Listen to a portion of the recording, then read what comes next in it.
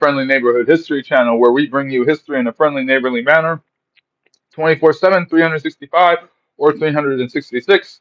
This is History Hefner, although I'm not wearing my usual smoking jacket. But for the next hour or so, let's try backlighting. Too bright. That one's nice. It's like I'm in a campfire. For the next hour or so, I will be bringing you some friendly neighborhood history, as this is our usual Sunday live stream lecture that we do every Sunday from 4 p.m. to 5 p.m. Eastern Standard Time. And I will be lecturing today about the early history of America. So if you like history and social studies, you're in the right place. Consider liking and subscribing and becoming a friendly neighborhood historian. It's as easy as double tapping the screen, hitting that like button, hitting the subscription, getting notified of all our long form content, which drops every Monday and Friday at 8 p.m. Eastern Standard Time. I also have shorts uploading every day, and my Q&A ask me anything about history and social studies every Friday and Saturday at 6 p.m. Eastern, and Sundays at 4 is the live stream lecture. And this live stream lecture we are doing is focused on early American history. I hope you guys enjoy that topic. I will be, let me see here. Okay, there. Hopefully that fixes the microphone. I forgot to turn off my AirPod. But this is the Friendly Neighborhood History channel, and for the next hour or so, I will be lecturing on a particularly interesting historical topic recommended by one of our longtime Friendly Neighborhood historians and our wonderful moderator, Harsonet, who recommended that I lecture about early American history from the end of the American Revolution until the 1830s, about 50 years of history that we'll be talking about today. We do Q&As, Ask Me Anything live streams every Friday and Saturday. Sundays, it's my topic, and usually I end before the hour's up, so I answer questions until we hit that hour mark. We've gone an hour and a half the last 2 days, so we're actually technically at our 3-hour usual limit that we go, but adding another hour wouldn't hurt anyone, and so I will be lecturing on early American history. Make sure if you enjoy history to like and subscribe and hit the notification bell to be updated on all my latest videos that usually come out every Monday and Friday at 8 p.m. Eastern Standard Time. If you feel so inclined, donate, join, become a member, get some perks and benefits, help us grow as a channel, as we are officially monetized at the first tier of monetization, and we are hoping to create a members only section for the channel. Members get early releases, they'll have their own live streams, they'll have their own chats, and they'll have their own videos exclusive only to them. So please check that out, as I have shorts dropping every day, long forms every Monday and Friday, and my live streams, the Q&As on Fridays and Saturdays, and the live stream lecture that you are a part of here on Sunday. So please be sure to like and subscribe and join, all of that great stuff. I think you're making an EMT education. That'd be really fun. That'd be really awesome, Lane. I will subscribe to that if you subscribe to mine.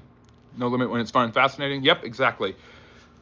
And nope, not doing that. But I'm not going to be interacting with the chat as much, so you guys can talk amongst each other and discuss different historical topics or whatever you would like to. If you are enjoying the topic I'm discussing and you like this channel, make sure to like and subscribe and become a friendly neighborhood historian. It's as easy as that. My wonderful moderator, Harsonet, who suggested our topic of our live stream lecture today, will be putting the social media handles in the chat, so you can follow us on Instagram, X, and Facebook, as well as Patreon and Substack if you want more exclusive content or to read some of my articles respectively and all of that great stuff. And again, if you enjoy what you're listening to, like and subscribe, become a friendly neighborhood historian, consider donating or becoming a member and getting certain perks and benefits that only members have here or on Patreon.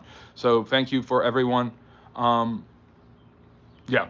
Thank you for everyone for joining us today. And I am here to talk about a particular topic that is very interesting and important to historians, and that is this: early America after the American Revolution, the 50 years between 1783 and 1833 when Andrew Jackson begins his second term. It's early American history. I really love it, and I'm excited about it and excited to share it with you.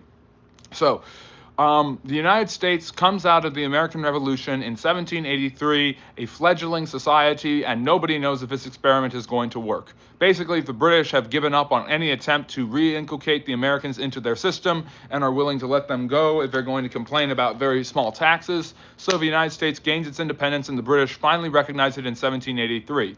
2 years before, after their defeat at Yorktown, the British Parliament had decided that it really wasn't worth it to continue the fight, and peace negotiations had begun that were cemented with the Treaty of Paris, where John Adams, Benjamin Franklin, and a future American Supreme Court Justice, the first ever chief of a Supreme Court, John Jay, agree with the British and the French, and the war comes to an end with the Americans gaining their independence and the British agreeing to leave them alone. So America is finally an established nation, and the whole question about what's going to happen to this established nation is what will it do with the new territories and new rights that it has. In addition to the 13 colonies, there is the rest of New England, areas like Vermont and Maine that are taken over from the British.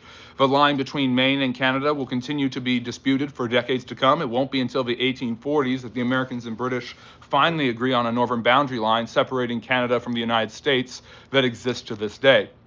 Meanwhile, the Western territories, the pioneer areas that had originally been designated by the British to the Native Americans in the 1760s, now become part of the United States, and this includes the Ohio River Valley Territory, much of the land around the Mississippi, up to the Mississippi River, and what is now called the American Midwest. So areas like Ohio, Michigan, Wisconsin, Tennessee, Alabama. These areas, once British, are now part of the, they are now territories for Americans and are considered the Western territories and the middle of a Western area, which is why that area has become known as the Midwest and is called that to this day. And everything. So, and yes, exactly, Cleo. That's how we got Ohio. We got Ohio from the British. So what happens next? So America has a bunch of land and territory that will be disputed between them and Native Americans, who will have wars and all sorts of struggles to maintain the land that they were promised by the British, which they will eventually lose to the Americans. The biggest question is, can the American experiment succeed, and what will it look like? You really don't have the United States in the way that we understand it today. Although it was sort of being called that at that time, it's really not going to stick being called the United States until the late 1780s and 1790s. You have a conglomeration of 13 independent states with their own state constitutions who have a lot of political rights and power given to them by the Continental government, which established what's called the Articles of Confederation. The Articles of Confederation gave each state a lot of individual power. They could mint their own money, pay their own soldiers, levy their own taxes, and control interstate trade and their own trade routes and everything. So each state kind of had its own national status and had power that superseded that of the government. There was an official Congress set up called the Articles of Confederation Congress, which had one representative from each of the 13 states. So you had 13 representatives, and 9 out of 13 of them had to agree in order for them to pass a law. They could mint coinage, and they could tax, but they couldn't mint coinage, and it was impossible for them to collect taxes from individual states because different states had their own different types of currencies. So there was currency in Pennsylvania that didn't apply to Georgia. This created a lot of struggle. Obviously, this Confederation Congress had very little power because the original intention of the Founding Fathers was that was to get away from governments that were too powerful, so they had made their first government too weak. The Articles of Confederation gave very little power to the Congress or to the national courts. Individual state courts and individual state governments tended to have most of the legislative power that affected the states directly. So, although the Articles of Confederation's government was technically more powerful than Connecticut's government, Connecticut had more jurisdiction in its own ways than the national government had for Connecticut. So, this led to a lot of disagreements and divisions between the different states as they figured out what they could and couldn't do. Obviously, the biggest challenge for the government was to collect money through taxes. These taxes were often contested and not easy. It wasn't easy to enforce the payment of these taxes from the states. The main purpose of collecting these taxes was to pay back war debt. The Americans had amassed a huge amount of debt from the French and the Spanish, who had helped them win the war against the British. They had also basically handed out IOUs to the Continental Army, and Continental veterans and Revolutionary War veterans wanted their money paid back to them. This didn't happen as the federal government failed to collect any sort of meaningful taxation and had very little money to pay their officials, let alone veterans of the most recent war, and this led to conflicts such as Shays' Rebellion in 1785, where Daniel Shays, a former American revolutionary officer, led a group of soldiers to rebel against the federal government and demand that he get paid immediately for the wages he was owed from his service, as did the fellow officers who rebelled with him. This rebellion was eventually put down by the federal government, but it became obvious to the founders that their system was not working, that the federal government had no ability to enforce taxation, raise an army, or properly deal with the nation's monetary policies, and that the different states were only concerned with their own needs and wants. They needed a stronger centralized government that could unite the people in a more cohesive manner. So, let me see here. So, what was I saying? So as the 1780s went on, it became obvious to the framers of the country that they needed a government that was actually substantive and a federal government that could actually succeed in handling the issues of the state and also collect money and pay their veterans and pay off their war debt. The Articles of Confederation had made the government too weak. The founders needed a government that was strong and more influential. So they gathered first at George Washington's house, then in Annapolis, Maryland, and finally in Philadelphia in 1787 for what became known as the Constitutional Convention. The original intention of these conventions and meetings wasn't to get rid of the Articles of Confederation, but to revamp them to give the central government more political power and more teeth in the game. Or skin in the game. I don't know. Let me see. So what was I going to say? This main meeting, the Constitutional Convention, became one of the most influential and important meetings in U.S. history. And this is where the founders, slowly but surely, decided that they didn't need to just revise the Articles of Confederation. They needed to create a new government with real teeth and real strength that could actually enforce laws, raise an army, and make laws that would be followed by the rest of the states, meaning that the states didn't get to ignore federal laws or taxes that were enacted as they had been doing for almost a decade at this point.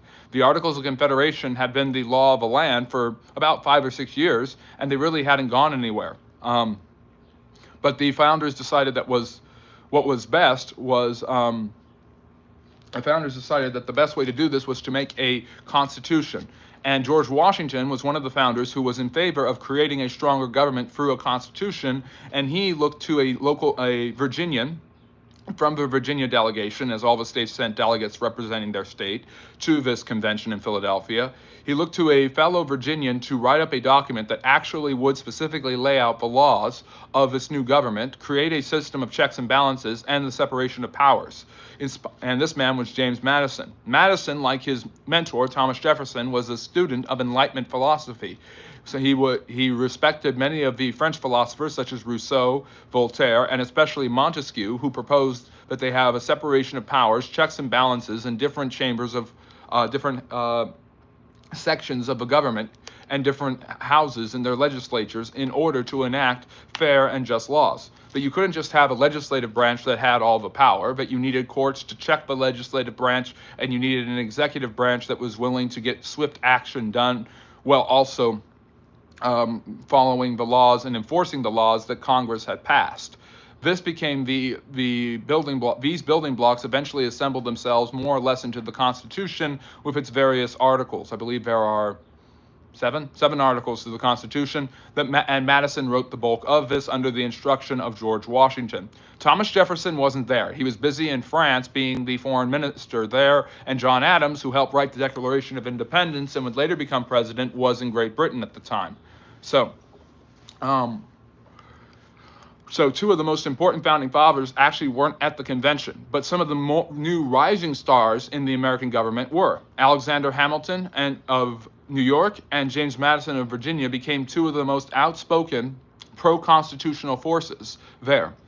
Now, several people, such as George Mason and George Mason, Patrick Henry, were against the idea of creating a constitution because they believed that gave too much power to the central government. It gave the federal government too much power at the exchange of the states losing their power and influence. It was a balancing act. Throughout the hot, long, dreary summer of 1787 in muggy Philadelphia, the founders went back and forth debating this with two main sides emerging. One side believing that the federal government should be very weak, only slightly stronger than it had been with the Articles of Confederation, and another side believing that the new government should be strong and powerful. The strong and powerful side, represented by people like Franklin, Washington, Hamilton and Madison became known as the Federalists. The people who were against the forming of a new constitutional system with a strong federal government became known as the Anti-Federalists. In order to endorse and defend the reasons why they were drawing up a constitution and writing a new system and getting rid of the Articles of Confederation entirely, Hamilton, Madison, and John Jay, the same John Jay I mentioned earlier, wrote a document famously called the Federalist Papers, a series of essays in which they challenged any anti-federalist notion of having a weak central government. They explained the necessity of a strong central government and the necessity of a constitution with multiple checks and balances and multiple branches to the government.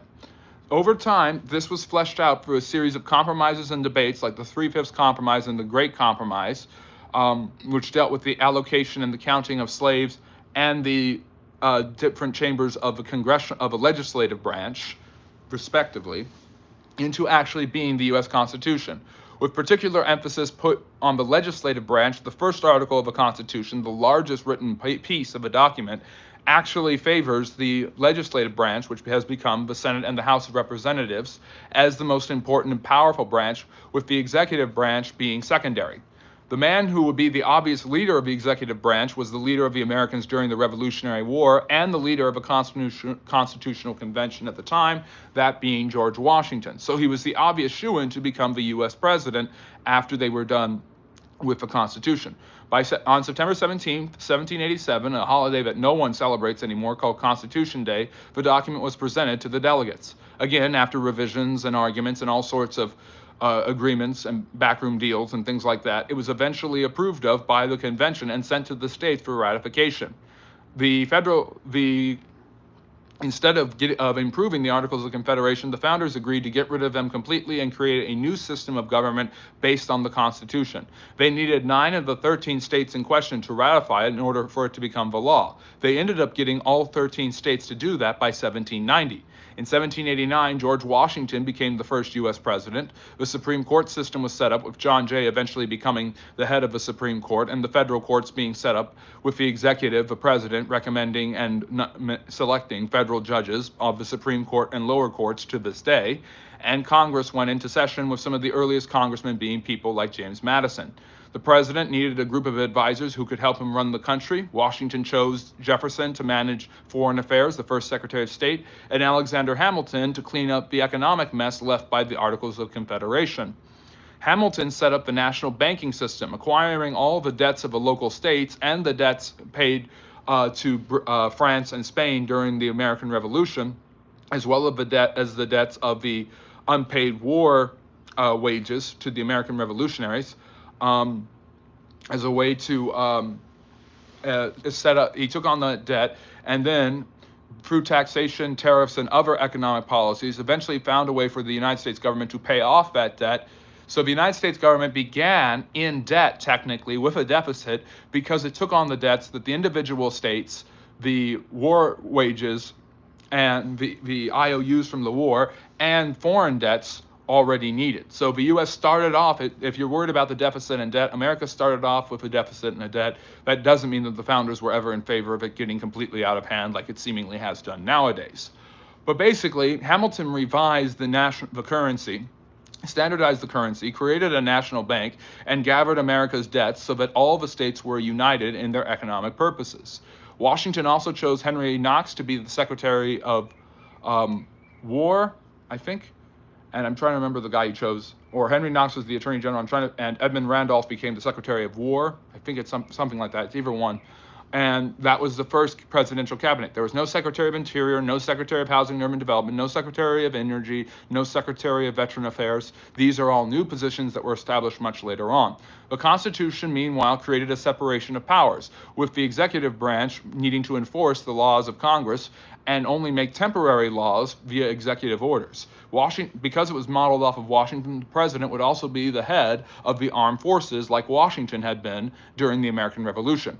The courts would interpret the laws and declare whether or not they were constitutional. This became the standard practice called judicial review in the 1804 ruling called Marbury versus Madison, where James Madison took Marbury to court, basically saying that the federal government that the courts never had a right to review or undo a congressional law. The courts ruled against him and basically said, under Chief Justice John Marshall, that the United States court system can undo unconstitutional laws or executive orders, which continues to this day. That is the process of judicial review, and that's also part of early American history. Now, how were presidents elected at this time? State legislatures would amass votes and eventually decide on who they would choose to be their president, and these votes led to the collection of the Electoral College. So state legislatures initially voted for presidents. Popular votes came later as more and more men gained the right to vote directly for their leaders, especially their presidents. Originally, men who owned land were the only ones who could vote, and white men. Not free African Americans, certainly not enslaved blacks in the South, and Native Americans could not vote as well. Women could not vote at this time either. Very few men actually could vote popularly for the president or for other roles in government. As time went on, these restrictions on property were loosened, and by the 1830s, basically all white males could vote, as suffrage was extended. Suffrage, as part of the American experiment, has been extended over time from not just white men to white women to African Americans and other minorities as well, men and women. So, I'm going to need to move my phone because I'm at 2% of my battery. So let's see here. By the way, I'm not wearing my custom smoking jacket because it is really hot today, and I would be absolutely sweltering. I'm wearing a little bit of a nice sweater, but anyways, where were we with? Hope you're enjoying this. If you are, like and subscribe, all that good stuff. Consider joining and donating, becoming part of becoming a part of what we are doing here as we continue to build and try to get better and better. We are relying on you. So anyways, what's going on next? So you have the early American system, you have how voting works, you have the Supreme Court. Now there's a whole process of how states are admitted. Some of the first states to join based off of population requirements include Tennessee, Ohio, Vermont, Kentucky, and some others. These are some of the first states to join in the end of the 18th century, beginning of the 19th century. John Adams succeeds George Washington after 8 successful years as president, as Washington sets up the standard of 8 years only, 2 terms, that it will only be broken once in all of American history, with some presidents only serving 1, some serving 2, and some completing a first term for a dead president and then serving a term in their own right. But only one president in U.S. history has ever gone beyond 2 terms, and that was Franklin Roosevelt, who was elected to 4 terms and died early in his 4th term in 1945. So, but the standards, traditions, practices, and expectations of the U.S. president, from naming a cabinet to serving for 2 terms to running the army as he did with the Whiskey Rebellion, are all modeled off of George Washington. Washington also becomes the basis for the name of the capital, which originally is a huge debate in itself, as Northerners do not want the capital to be in a slave territory. The Southerners want it to be closer to them, and since George Washington is from Virginia, land from Virginia and Maryland is taken, and the District of Columbia is formed, named after Christopher Columbus. Fun fact, Benjamin Franklin at the Constitutional Convention wanted the turkey to become the national symbol rather than the bald eagle, and also wanted America to be renamed Columbia after Christopher Columbus. So, but cooler heads prevailed, and it's the United States of America with the bald eagle rather than the turkey as its national animal. Meanwhile, Washington, D.C. Is later named after the president, as is Washington State, the only state to be named after a president, and thanks to the works of French architect Charles L'Enfant and the work of many laborers, both enslaved and indentured, Washington, D.C. starts to come together in the late 1700s. John Adams becomes the first president to live in the new capital in 1800, his wife hanging clothes from there, and Thomas Jefferson is the first U.S. president to live fully in Washington, D.C. Originally, the nation's capital was in New York, and then it was moved to Philadelphia as a way to appease the Southerners. Now, a lot of people wonder why the American founders, many of whom owned slaves, but many of whom also were against slavery, allowed slavery to continue despite believing that all men were created equal. And men usually applies to men and women, although women didn't have any political freedoms at this time. Although Abigail Adams, John Adams' wife, fought strenuously for that, and thanks to Mary Wollstonecraft and others, the ideas of women's political and social liberty was starting to form in the late 18th and early 19th centuries. So American founders weren't totally aware of equal rights for women, they were just totally against it, for the most part. Adams is more sensitive because of his wife, but whatever. You're very welcome, Sharon. I very much love that you love history too. Welcome to the Friendly Neighborhood History Channel and what we are doing. And yes, Rodolfo, I did model the sweater. I'm not interacting with the chat too much because we're in our live stream lecture, but I will hopefully have time to answer questions. So, as the 19th century begins, visions for what America will look like start to be modeled. You have a new capital, and you have a development of the two-party political system, the duopoly as it's called, that continues to run American politics to this day. Washington was politically unaffiliated and the only president to ever be politically unaffiliated with a party, and urged Americans not to give in to faction and senseless bickering, but to work together as the United States to achieve what was best for America. This was completely ignored with the foundation of the Republican Party, later known as the Democratic Republicans, by Jefferson and his associate James Madison, who favored a limited government, the enforcement of the Bill of Rights, the 10 amendments to the Constitution that were given when the Constitution was written, as a way to ensure individual and states' rights were honored by the federal government. Basically, a bunch of states and politicians and leaders would not accept the Constitution unless it had these amendments, which strained the importance of individual rights and freedoms. So things like that. And that became the basis of the First Amendment, freedom of religion, press, speech, petition and assembly. The Fifth Amendment, double jeopardy, right to trial by jury, things like that, basically. By the end of the 1790s, it becomes obvious that there are two political factions in America that have become the dominant political parties. The Democratic Republicans, led by Jefferson and Madison, which favor individual freedoms and side more on the side of the Bill of Rights than this strong central government envisioned by the Constitution alone.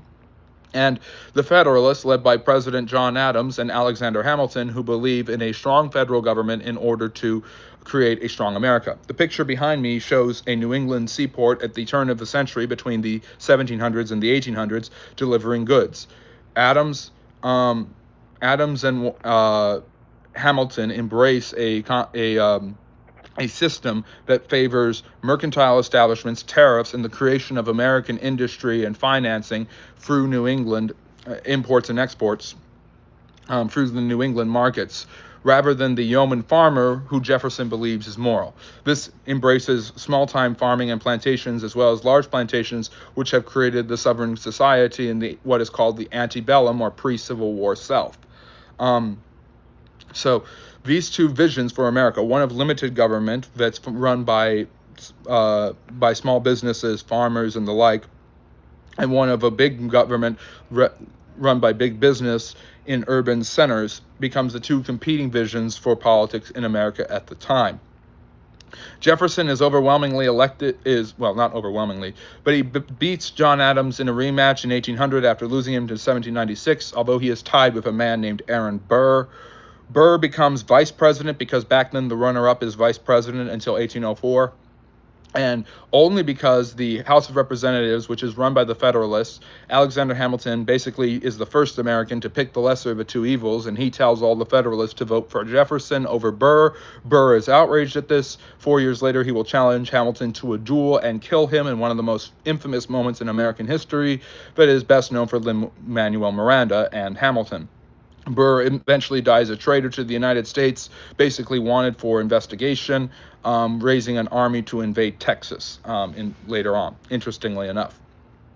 Meanwhile, Americans, using things like the tactics of Daniel Boone and the Cumberland Gap, are moving westward, expanding into areas like Kentucky and Tennessee, Mississippi and Alabama, and they want to go even further westward. Most of the territory west of the Mississippi River is owned by the Spanish government.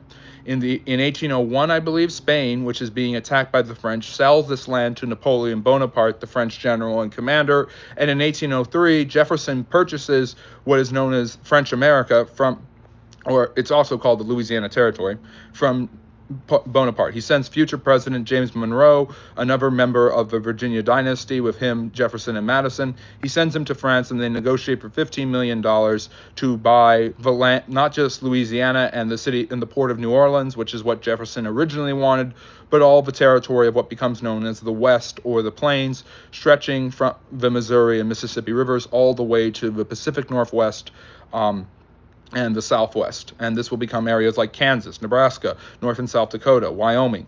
These are all, mostly, are all bought by the United States for $15 million, immediately doubling the size of the United States. Without congressional approval, the small government Jefferson has made a big government play to double the size of his country.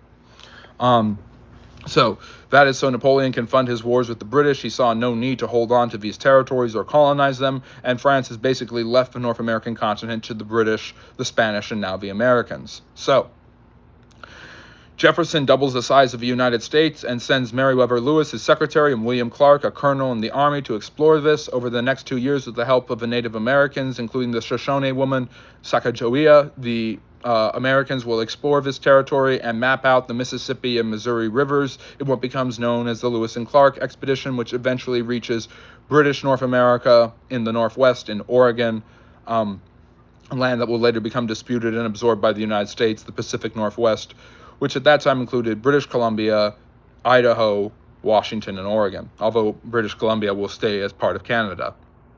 But anyways, so what happens next? The British and the Americans, so there's expansion westward.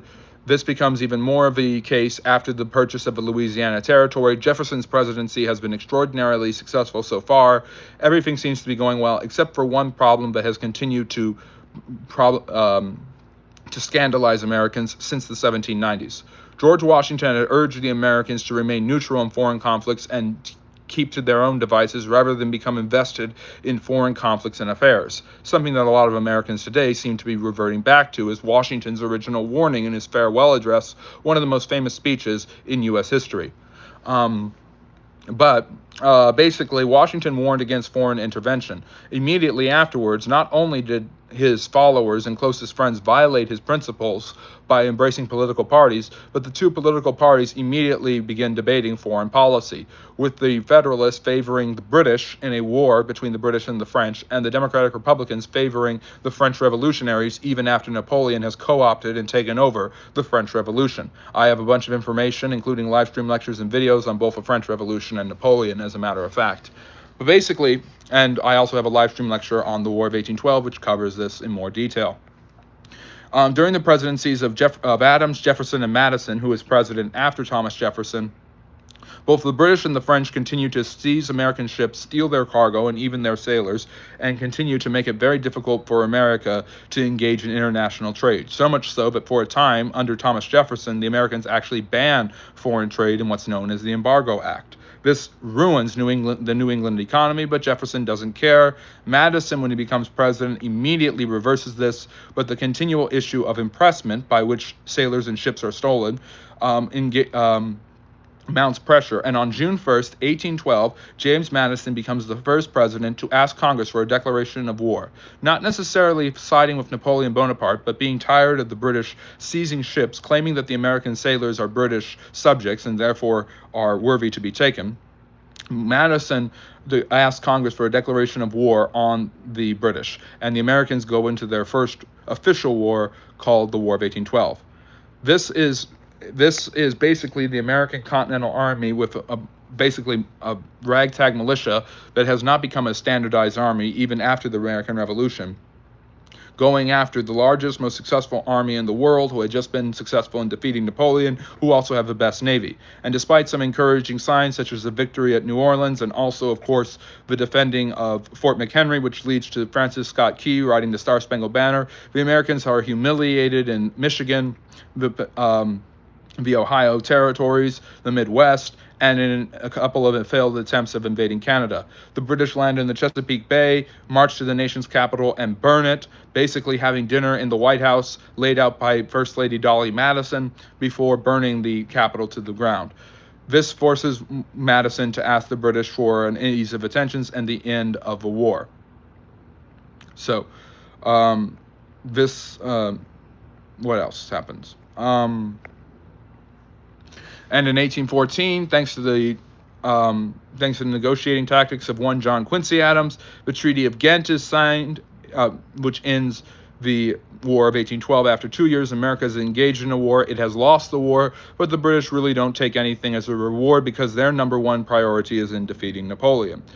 For the next 20 years, America will be focused on internal affairs, westward expansion, and moving and creating new roads, canals, and bridges for Americans to gain easy access to these western territories purchased in the Louisiana Purchase and also acquired through other means, such as the American Revolution when they gained the Midwest.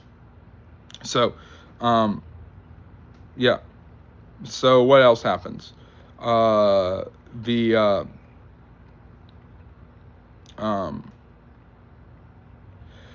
Thank you, Armando. I appreciate that. But let me see. I'm losing my train of thought. Madison leaves office in 1816, a very broken and upset man. He engaged America in a war which America was devastated in, but was able to get out by the skin of its teeth only because the British had bigger fish to fry, i.e. Napoleon. Once again, a Democratic Republican from the Jeffersonian lineage is chosen, a small government man named James Monroe, who is one of America's most underrated presidents. Just go check out my long-form video where I talk about American presidents, and I discuss James Monroe in detail. Monroe is elected for 2 terms, like Jefferson and Madison before him, and the Federalist Party dies out as basically everybody accepts that the Democratic Republicans have dominated the White House and Congress. Only the Supreme Court is led by a strong, ardent Federalist named John Marshall, who will remain a thorn in the sides of the Democratic Republicans until his death in 1836. Monroe encourages what comes to be known as the American system. A new generation of politicians and politics is emerging, which focuses on America's growing influence, especially domestically. The growth of bridges, roads, and canals, as well as the removal of Native Americans from their native lands, allows the Americans to gain more land, more access, and more resources as they push ever westward. A great example of this is the attacks by Seminole Indians who believe their lands are being threatened in Georgia and Florida in 1818 to 1819. Monroe sends the hero of the Battle of New Orleans from the War of 1812, a man named Andrew Jackson, to put down the revolt. He is successful, the Indians are crushed, but Jackson also arrests the governor of Florida, which Florida at this time is owned by the Spanish, and Jackson basically just says Florida belongs to America now. Yes, Andrew Jackson was the first Florida man, technically.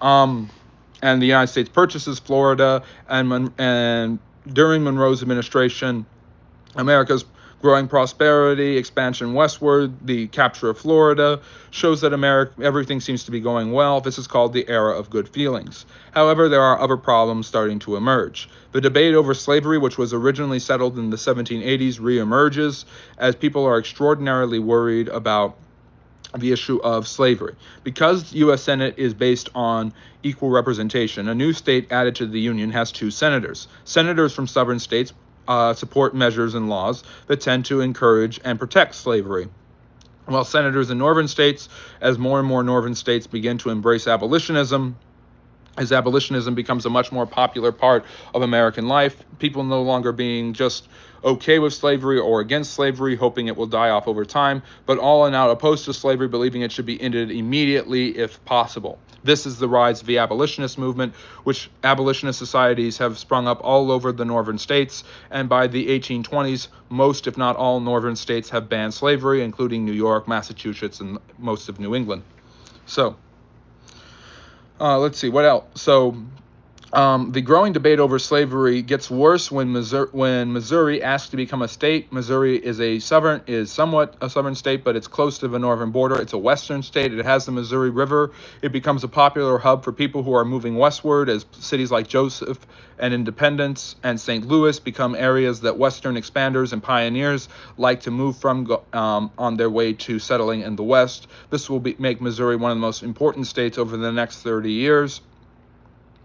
And so the question is, will they allow Missouri in? Missouri already has slaves. Their state constitution allows slavery. And so the federal government is dealing with this question of having more pro-slavery senators than pro-freedom senators in the United States Senate. This will also bring in more congressmen who will support slavery as well. Eventually, listening to the new generation of politicians such as Daniel Webster, John C. Calhoun, and of course Henry Clay, who had all been big fans of the War of 1812, Clay draws up the Missouri Compromise. Clay is probably the most famous and successful politician to never become president in U.S. history. The Missouri Compromise basically says that Missouri will enter as a slave state and Maine will enter as a free state. All the states north of Missouri will be free. All the states south of Missouri will be slave. This sets up exactly how the territories from the Louisiana Purchase will be assembled, with the vast majority of them being future free states.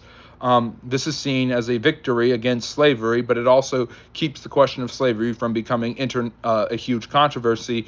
But the debate is growing and gaining steam as more and more people in the North especially embrace abolitionism, the total elimination of slavery, as soon as possible.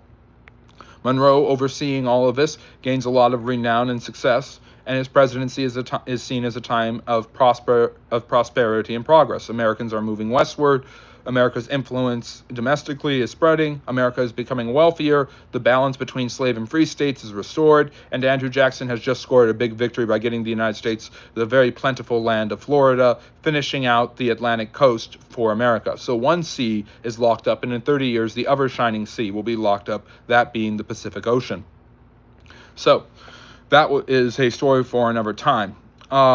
Monroe leaves office in 1824 to one of the most volatile and divisive presidential elections in U.S. history, and that is the election of 1824, in which Andrew Jackson, the hero of Florida and the hero of the Battle of New Orleans, becomes the leading candidate to replace James Monroe. He is running up against John Quincy Adams, the son of John Adams, who is representing New England northern businesses. And once again, you see a division, this time not between Federalist and Anti-Federalist or Democratic Republican, but between two Democratic Republicans, one who represents northern businesses, the mercantile establishments, the trade and the import and export life of New England in John Quincy Adams, and one representing the common man, pioneership, small farms, and the yeoman farmer in Andrew Jackson. Although Thomas Jefferson absolutely hates Andrew Jackson and believes that he is an absolute abomination in American politics, Jackson believes that he is the continuation and fulfillment of Jeffersonian democracy. Meanwhile, two other men throw their hat into the ring. William C. Crawford, the Secretary of the Treasury, who again is part of a very successful administration in the Monroe administration, and Henry Clay.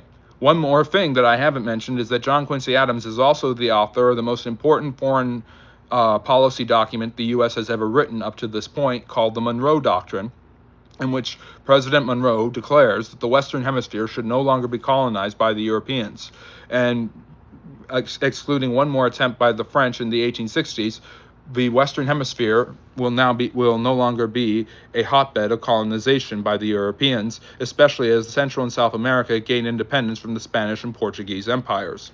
What's really fascinating is that this is the first time that America speaks not just for its own sake, but for the sake of the entire Western Hemisphere, North and South America alike. So, what happens next is quite fascinating. The election of 1824 is one of the most contentious in American history, with regional differences and tendencies being the biggest marquees and distinctions between Jackson and Adams. Despite them being from the same two parties, they emerge as the front runners. Jackson gains the most votes because he is popular with the common man. This is the first election where the popular vote is counted. Again, more and more white men are being able to vote. It's not just men who own an exorbitant amount of land. Eventually, all land restrictions will be gotten rid of when it comes to being able to vote. But the founders believed that people who owned land should actually have a stake in the voting process and no one else. That has evolved to this point where now you have all men who are white at this point being able to vote. Later on, of course, this will include African Americans, Native Americans, and women. What was I going to say next? So the election is extraordinarily contentious and extraordinarily dirty, and it's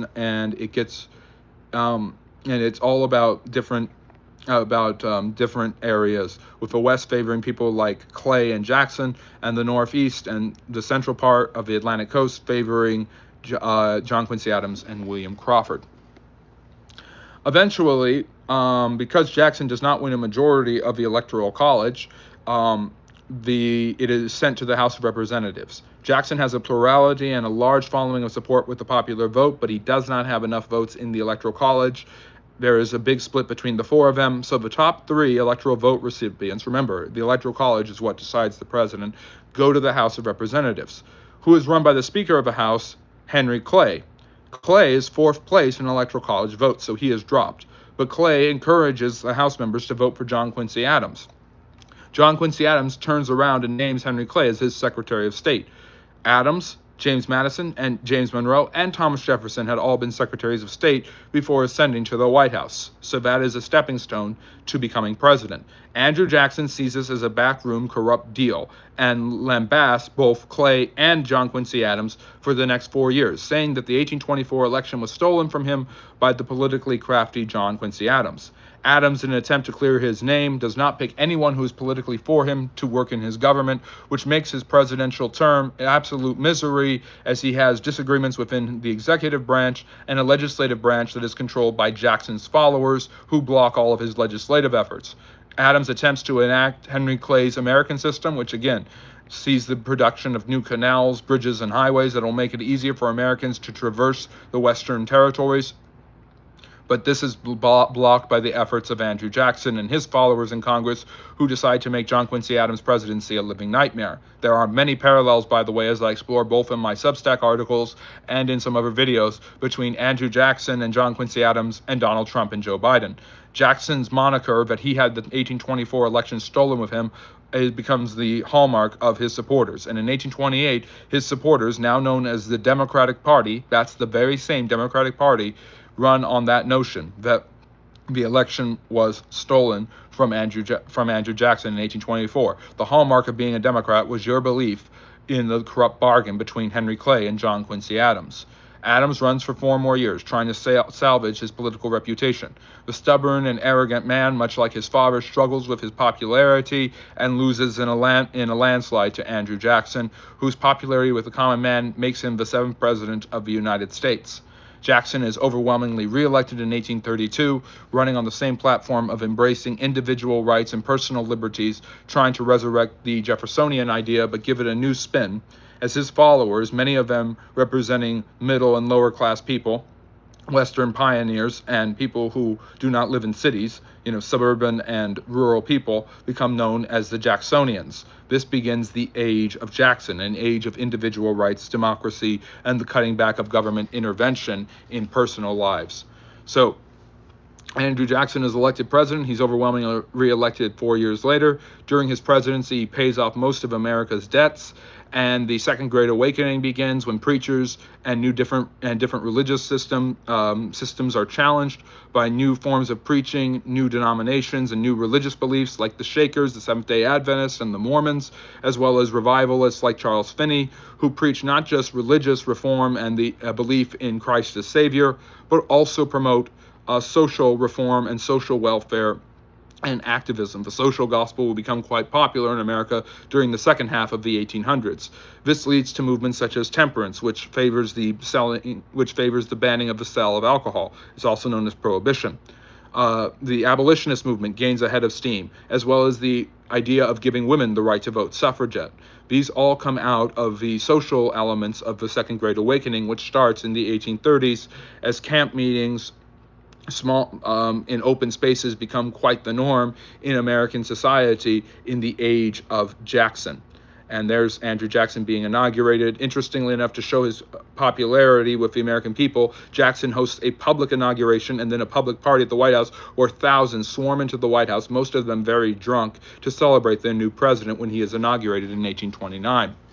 So individualism, individual action and activity, social progress through that individual activism becomes the hallmark of Jacksonian democracy in the 1830s, as well as the Second Great Awakening. And there is no coincidence that that is happening at the same time as Andrew Jackson's individualistic presidency. This involves the removal of Native Americans from their land in the Southeast, such as the Choctaw, Creek, Seminole, and Cherokee. The Cherokee take Jackson to court. They win, with John Marshall saying they don't have to move, and Jackson infamously says Marshall has made his ruling, let him enforce it, and sends them westward anyways along the Trail of Tears, where a quarter of the Cherokee population will die from disease and exposure.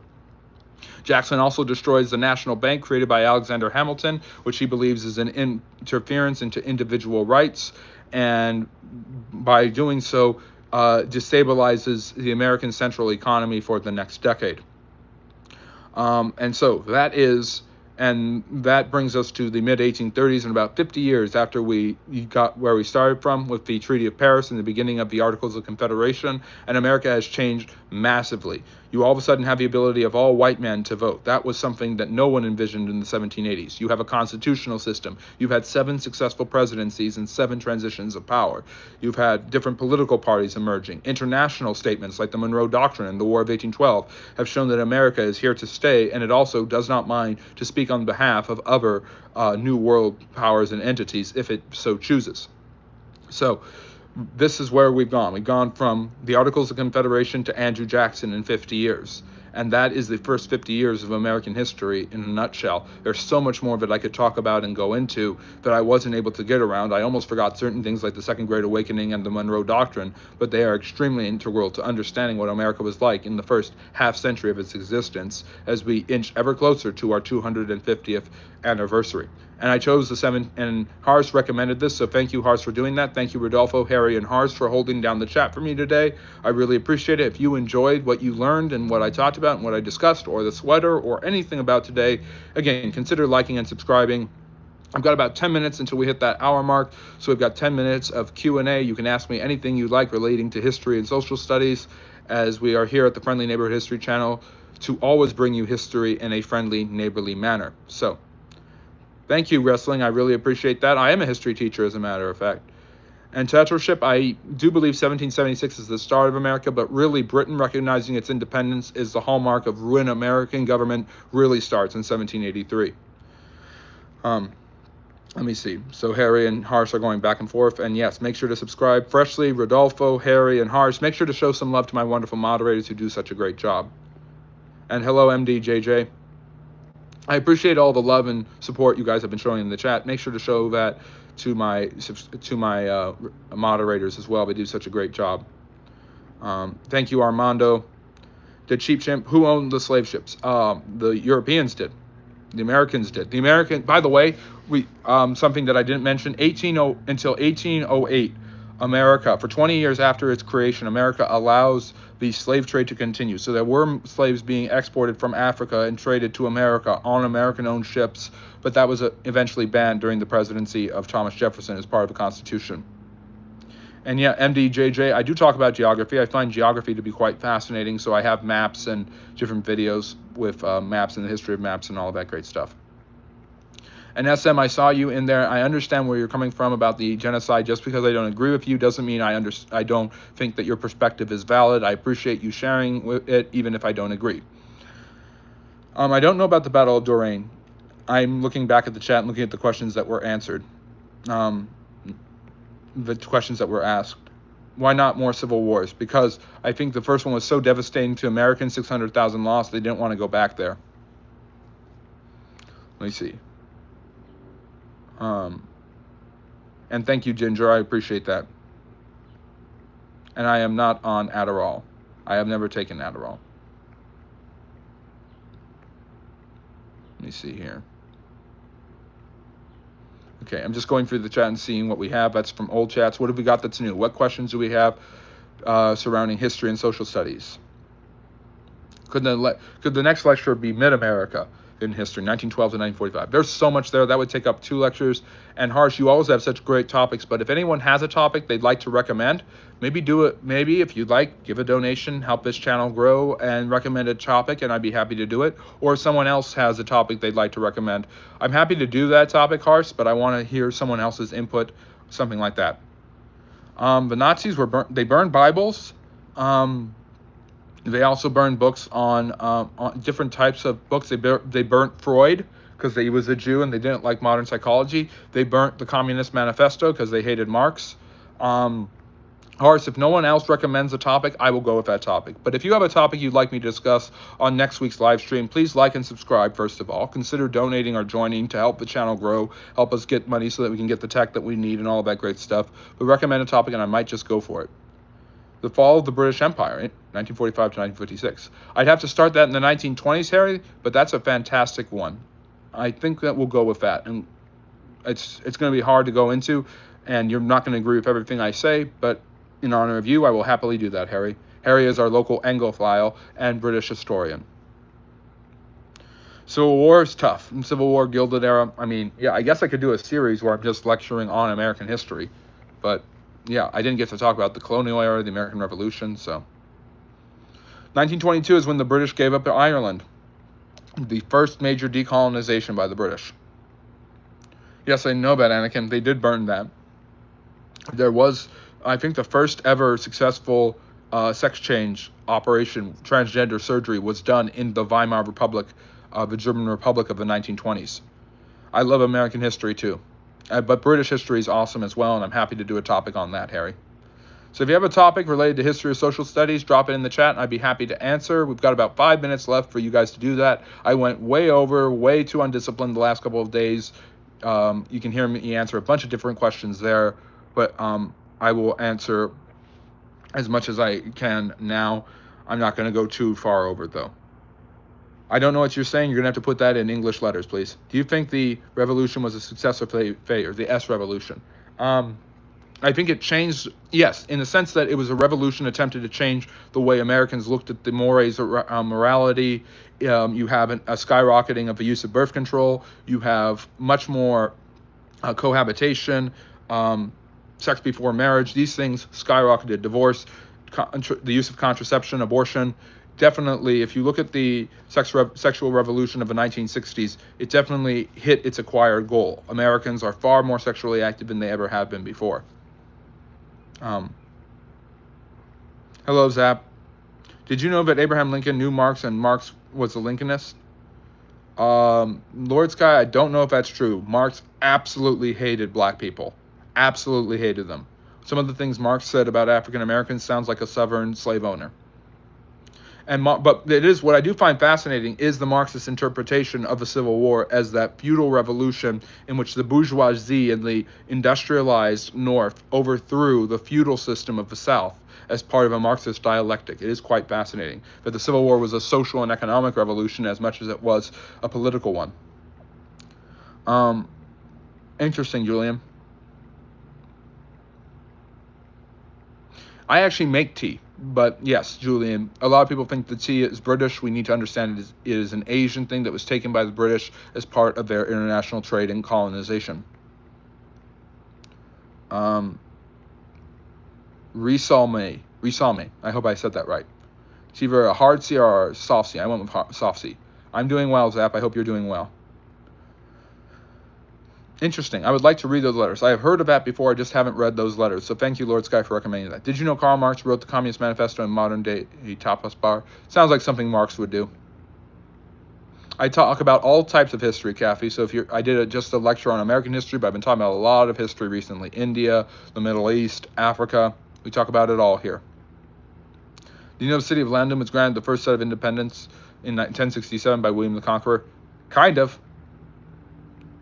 It is false that Calvin Coolidge was racist. He said things in his speeches that went for African Americans and natives and more things. Yes, that's true. Calvin Coolidge actually was opposed to the Ku Klux Klan despite the rise of their influence, and had no chagrins, no skin off his nose against immigrants. He's actually one of the non-nativist presidents of the early 20th century, and he never gets enough credit for it. Yes, Sophia, actually, that's a good topic. I should do. June is Pride Month. We've got the Stonewall riots. We've got the rise of the LGBTQ movement in the late 60s and 70s. You obviously have the reaction to the AIDS crisis in the 1980s. There's a lot of LGBTQ history and the history of that movement in the last 60 years that's extraordinarily important. I could probably do a long-form video on it. I do long-form videos every Monday and Friday, and a live stream lecture about it. So, yes, Sophia, good idea. I'm sorry that I said it wrong. I do not know. Is it Recall May? Yeah, Marx had some problems, to be sure, physically. I'm glad history is your favorite subject. It's mine too. You see here? Horace, I'm happy to do the topic. Thank you for subscribing. I mean, I talk about histories of all different types of people, and everyone I've mentioned so far has been straight. I'm happy to talk about LGBTQ history on this channel because it's part of history in general. And thank you for joining us from Dubai and from Russia. We've got people from all over the world. It's always great to see you join us in the Friendly Neighborhood History channel. Sidoy, if you like Russian history, you will enjoy my series on the Russian Tsars and my most recent series on Russian history itself. Go check that out. You should read them. It shook me. I read them with my grandpa, who was a college history professor. Wow, I'd be happy to read it in honor of your grandfather. I don't know Russian characters, but thank you for joining us from Dubai. At least Reagan wanted the government to help with AIDS. Trump is ending research into cancer and Alzheimer's. I've heard that. Yeah, that's just awful. I don't think who you are sexually attracted to should get a month, let alone a lecture or a video. Maybe not a month, but there's nothing wrong with talking about that in history. I mean, I do videos on MLK. I do his videos on people and their ethnic history and their cultural history. Sexual history is part of history, and the LGBTQ movement has been one of the most predominantly influential movements culturally in the West over the last 60 years. It deserves to have some attention given to it, whatever you think about what people do. And yes, I'm very much a libertarian in that sense that I don't want it shoved in my face what people do in their bedroom. I don't think that you necessarily celebrate either one. But I'm happy to talk about the history of movements, and that is one movement and one group, and the history of people, and that is one group of people and one movement that deserves to have a spotlight on it. So I don't mind doing that. Yep, I've heard that, Harry. The mayor of London has to give him permission. It's a custom. It doesn't mean that kings have ever hesitated to enter London with the sword. Yes, the October Revolution. It actually technically takes place in November. It's really a coup d'etat where the Bolsheviks storm the Winter Palace, disarm the guards, and overthrow the Kerensky government. Basically, the Bolsheviks seize power on a dare and only maintain it through brutality and basically giving the Germans whatever they want in the Brest-Litovsk Treaty, and are slowly able to weed out and convert the other Marxist groups, the Socialist Revolutionaries and the Mensheviks, to assume total power under Lenin. I understand you are trying to give credit where it is due, but don't think you should give credit if it's beneficial to most people on your channel. It's not about giving credit to where credit is due. It's talking about histories of groups, people, and movements, and that's something that we talk about in this channel, so it's perfectly fair to do that. The Lavon affair was when the Israeli Foreign Secretary that was what it was named after. It was some sort of meddling where some sort of dignitary was captured and killed, and the Israeli government knew about it but tried to cover it up. I read about it before. That's the most I can say about it right now. Yes, I've heard that before, Harry, because you've got a connection with the monarch being the head of the Church of England. Yes, I've heard that as well. Although churches do perform same-sex weddings in England and in Great Britain and in the UK. Yeah, that's part of the history. It's part of, Abrugafell was 10 years ago. I remember it very well. That's part of history. And the reason that Pride Month is June is because of the Abrugafell decision. It was made in June of 2015 that gay marriage was legalized in the United States by a Supreme Court ruling. Relating to World War II, what are your thoughts on the Harava Agreement and how would you describe it? You'd have to remind me what it is again. I've heard it before. I think World War II is World War III, but Oxygen, you're going to have to remind me about what it is because I've heard of that before. I used to know what it was, but it's slipping my mind right now. Zaya, we have had seen wars, revolutions, politics, trades between different continents and countries, but what was different with China that it isolated itself from the rest of the world? China has always had, as many countries have had, a fear of invaders, as certain xenophobia and nativism creeps up, and so like Japan and like India and like Great Britain and like the United States, there is times where it's very open to foreign influence, ideas, trade, and migration, and times when it is very closed off to it. When the British show up and basically force their way in through the Opium Wars, the Chinese Qing dynasty had for centuries tried to keep China very closed off to foreign entities, even though they had been foreign invaders under Manchus in the 1600s. Yes. Have you done one on the Louisiana Purchase? I've done tons of videos on it. I talked about it today. I haven't done a specific lecture on it alone, but go check out my videos. I've done U.S. President videos where I talk about Thomas Jefferson, so I talk about that. So yes, and love from the United States back to you from Pakistan, Mehdi. Although amazingly, Pope Leo hasn't really reversed or changed anything that Pope Francis did in his term so far. How do you feel how Oklahoma high school curriculum is being altered to include how election was fraudulent? January 6th was a left-wing conspiracy. Is this future of American history? I mean, the January. So, I mean, to say that that is the to say that that is the written, that is the definitive truth is not fair. I think I'm more of a. I used to be very. I mean, no one likes January 6th. No, some people unfortunately like it, but I think most people can agree that it was an awful event that happened and was absolutely abominable. There have been facts and information that have arisen to show that it was not caused by the president. B, there were agitators in there, some of whom worked for the FBI, some of whom worked for left-wing organizations, and that it wasn't. And there's also information that shows people being led into the Capitol, that it wasn't just an insurrection to overthrow the government perpetrated by right-wingers who supported Donald Trump and was reproved of by him. There is conflicting information there that shows that it's much more in limbo than we had thought before. That being said, that does not prove that it was a left-wing conspiracy and the election was completely fraudulent. There has never been definitive evidence of either of those things being true, so I think it's absolutely shameful for the state of Texas, for Oklahoma to do this. Counterfactual history has been part of American history books for a long time in many different ways. It wouldn't be surprising that that is what's happening. The Midnight Ride of Paul Revere. I've talked a little about that. Longfellow, that's more of an example of history being created more by the myth than actual history being reflected in the story. Longfellow's incredible poem, The Midnight Ride of Paul Revere, highly exaggerates what Revere actually did in warning patriots about the British coming to seize munitions, which led to the standoff at Lexington and the Battle of Concord, which started the American Revolution. Oh, yes, that's true. The Harava Agreement enabled Jews fleeing persecution under the new Nazi regime to transfer some portion of their assets to British Mandatory Palestine.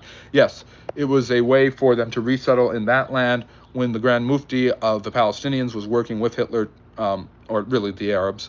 The Grand Mufti of that region was working with Hitler to seize Jews and take them there. The British mandate in Palestine was a place that Jews could go and be safe. And it was partially because of what happened during the Holocaust that Israel was given to the Jewish people. I don't want to get too much into it because we talked about it a lot on this channel, believe it or not, the last couple of days. But basically, that is one of the main reasons that land actually was transferred over, was as a recompense in some ways because of the atrocities of the Holocaust. I don't know what his last words were. I did do one on the Age of Exploration. And Peter, hello. And yes, we are 5 minutes over an hour. I don't need to be a little stricter. But yes, we did do one on the Age of Exploration, but we are over an hour, and I'm a little bit stricter. I'm ending 23 minutes earlier than I did yesterday and the day before. But thank you everyone for a really good live stream lecture and all of the great questions. I will take one last call, so if anyone has one last question they'd like to ask, I'd be happy to answer it. Make sure to like and subscribe if you haven't done so before. Anything helps to grow the Friendly Neighborhood History channel. Oxygen, great to see you. I think this is the first time we crossed paths. Kathy, same thing. Armando, thank you so much for all the wonderful participation, the compliments, and the questions. Harding died of a heart attack officially, although his wife probably poisoned him because his presidency was going down the toilet, and she was sick of his philandering. My live streams are every Friday and Saturday at 6 p.m. Eastern. Those are the Q&A Ask Me Anythings, with our Sunday lecture being about the decline of the British Empire. Next Sunday, right here, same time, 4 o'clock Eastern Standard Time. And Sabir, I'll finish with yours. They threw people out the window. That was what they did. That's what a defenestration is. Do you think the U.S. mainstream media spreading lies and propaganda should be designated as state-controlled or in state-controlled oppositions? Somewhat, yes. There. That simple of an answer. Part of the reason I did an entire series discussing the election was not only because I believed it was a historic presidential election here in the United States, but also because I didn't like the way the media was covering it. So I figured I could do a minute long, that summed up things more objectively and more reasonably about both sides, Harris and Trump, and their campaigns than the American government could. All right.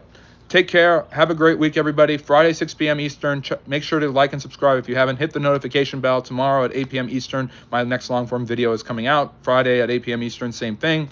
And Friday and Saturday of next week, our Q&A Ask Me Anything at 6 p.m. Eastern, followed by our Sunday live stream lecture at 4 p.m. Eastern, where I will discuss the fall of the British Empire thanks to Harry. Make sure to show love to my moderators. They've done such a great job. And I will see you guys. Hope you have a wonderful week. Take care, and remember, love history.